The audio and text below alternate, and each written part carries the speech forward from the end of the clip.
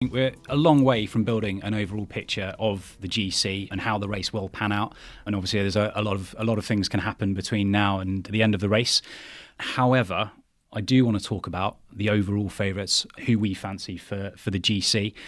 We've mentioned Big Tom. We've briefly mentioned Primož Roglič. Simon, I'm going to start with you on this one because you think Roglič has come in a bit too hot, don't you? Yeah, very much so. You look at his season to date, you look at the form he showed at the Tour of Romandy, and then you look at how much he dominated the first stage by. I think his condition is too good to maintain for 3 weeks, particularly with such a back-end heavy race that the Giro is every year.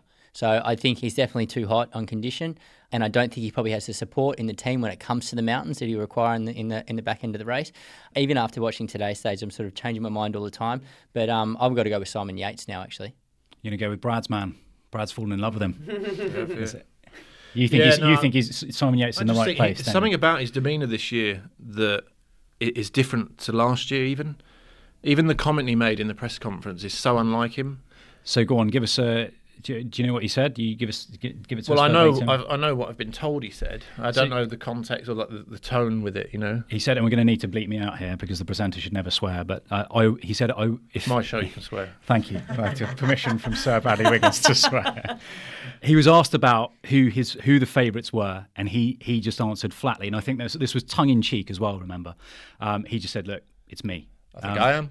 And if he always raises his voice at the end of every single sentence, yeah. That was good. He said if he were one of his rivals, he would be scared. He would be himself. Yeah.